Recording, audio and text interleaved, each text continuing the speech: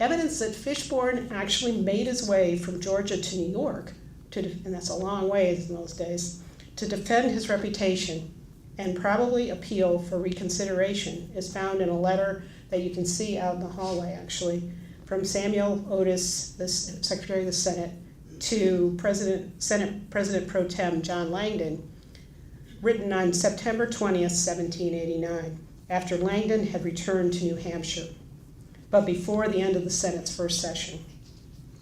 Otis tells Langdon that he hears that Fishburne has come to fight himself into character, and continues, "Now I do not think a senator obliged to fight indoors and out too, at least not unless he has double pay, as the Speaker has, or at least more than $6 a day. If, however, our gun should go off, it appears to me it will be a 2 and 40, which I suspect is a big gun. So Mr. F might well take care of his head at the same time that he is defending his reputation."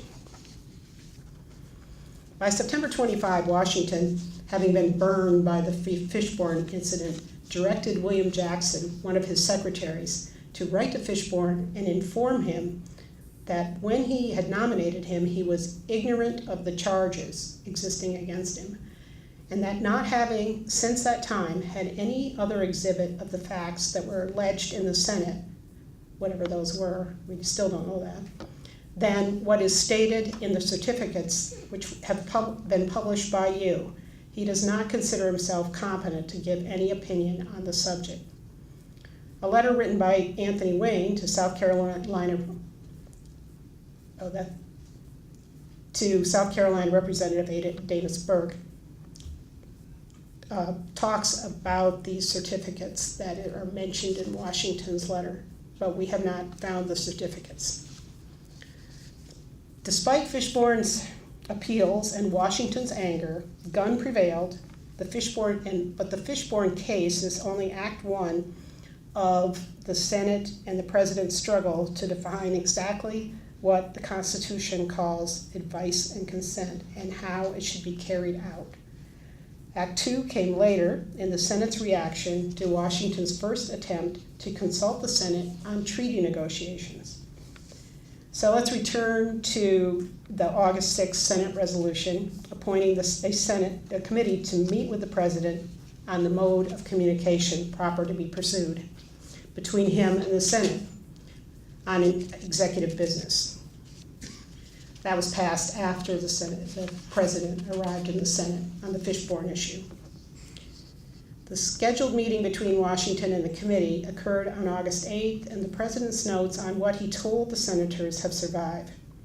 Not surprisingly, they make clear that the Fishburne incident had convinced Washington that presidential attendance in the Senate's consideration of nomination would be unwise. He comes down on the side of written communications. It would not be a pleasing thing, I conceive, for the President, on the one hand, to be present and hear the propriety of his nominations questioned, nor for the Senate, on the other hand, to be under the smallest restraint by his presence from the fullest and freest inquiry into the character of the person nominated. Washington's final words on this issue provide a pithy summary. For, as the President has a right to nominate without giving reason, so has the Senate a right to dissent without giving theirs. On the issue of consultation on treaties, the President expects his clear opinion that oral communications seem indispensably necessary in matters concerning treaties and the appointment of ministers to foreign offices. He believed that they would probably require much discussion, and having this discussion through written messages would be both tedious and unsatisfactory. The notes also state that questions about the position of the Vice President as the presiding officer of the Senate and whether or not he should give up his chair, and express the concern that the President of the United States should be placed in an awkward position. Protocol seemed to be paramount in Washington's mind. As was his habit during the early part of the First Congress, Washington also consulted James Madison, providing him with a summary of his thoughts on the communications issue and seeking Madison's advice. We believe that Madison probably responded in person since no written answer has been located. The committee's August 20th report recommended a flexible protocol for Senate executive communications and also expressed the opinion of both the Senate, the President and the Senate, that the proper manner of carrying out the constitutionally directed practice of advice and consent might be changed by experience. In particular, it made provision for consultation either in the Senate chamber or at the President's residence, but it also anticipated that a special room might be provided for this purpose in any building constructed to house the Congress. The committee left the method of communication open to be determined in a case-by-case basis, recommending that the Senate accommodate their rules to the uncertainty of the particular mode and place. Somewhat surprisingly, the report agreed to by the Senate did describe the procedures for presidential attendance at the consideration of nominations, even after the experience with the Fishborn nomination.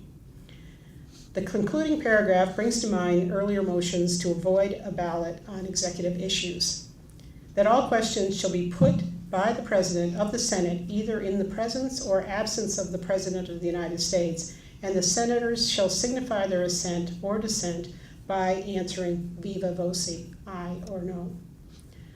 The first test of the agreed upon protocol for Senate presidential communications on a treaty came 2 days later when the Senate chamber, when Senator Henry Knox and the President came, or Secretary of War Henry Knox and the President came to the Senate chamber to report on the situation with the Southern Indians, the Cherokees, Chickasaws, Choctaws, and Creeks.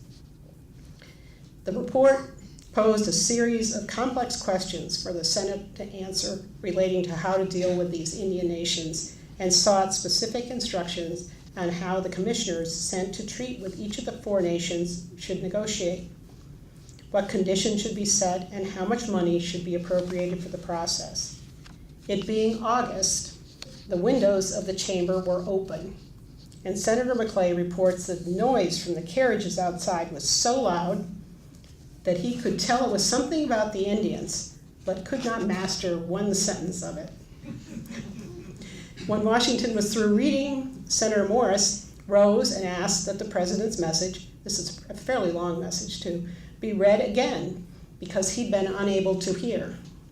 This second reading was barely completed when John Adams, presiding over the Senate, as he did every day of this Congress, started to call for a vote on the first question that had been posed.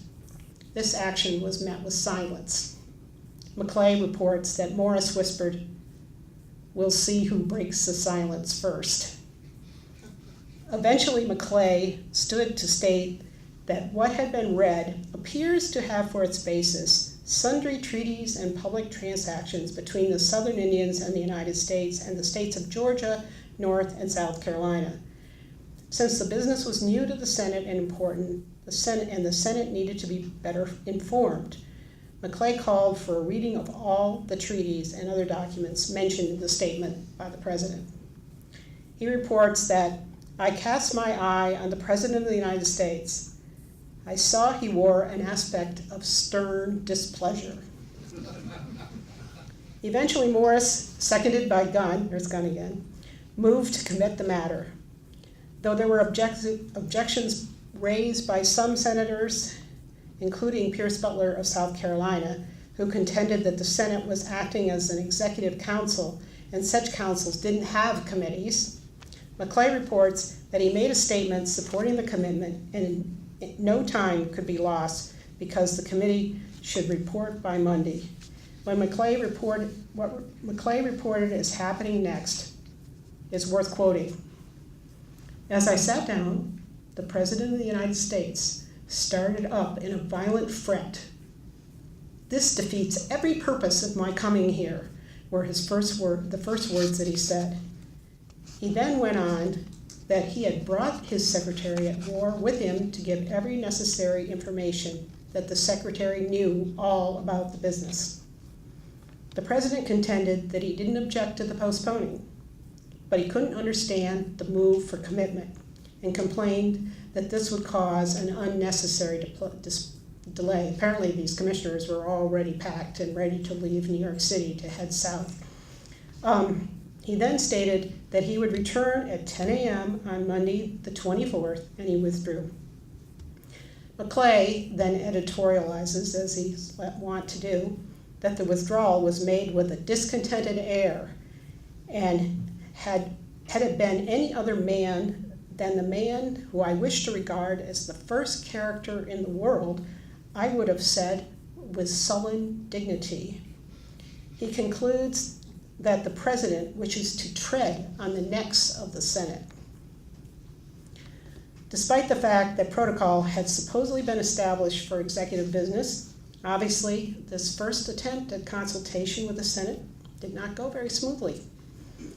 Questions and requests for more information from the senators, as well as their opposition to immediately responding to the questions Washington posed, irritated him greatly.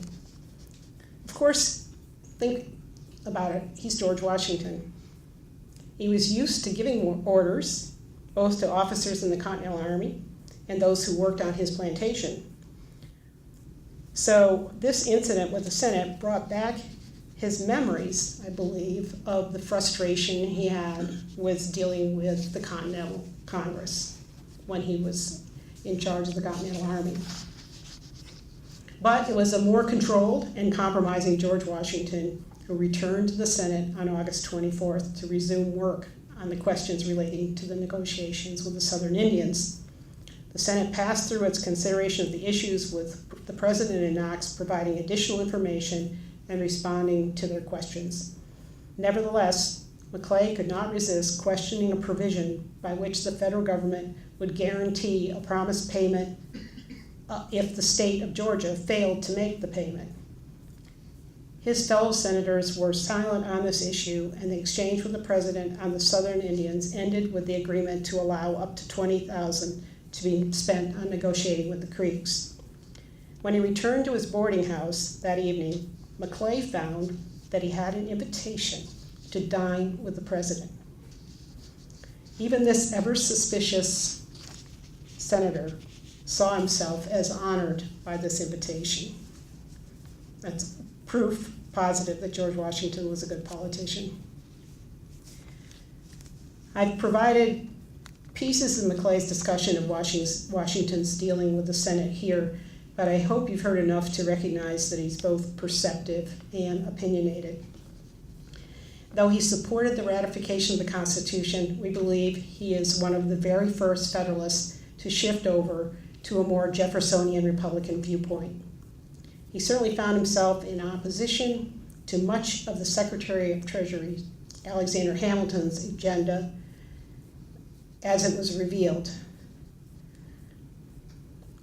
But it is only through his diary and the unofficial documents that we're able to learn the inside story of what happened behind the closed doors of the Senate.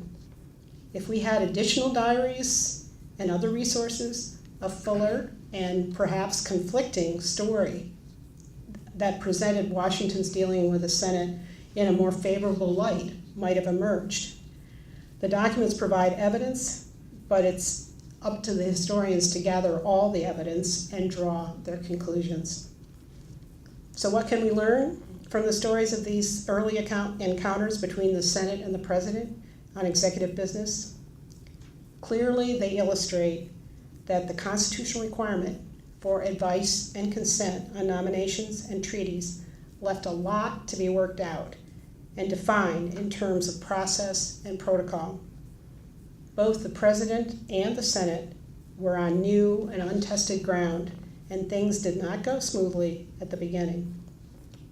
As differing perceptions of how the process should work and what was meant by advice and consent were manifested, a protocol that usually did not include presidential appearances in the Senate evolved.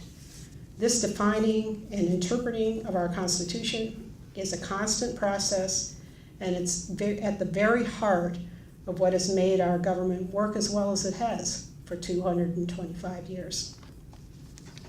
Thank you.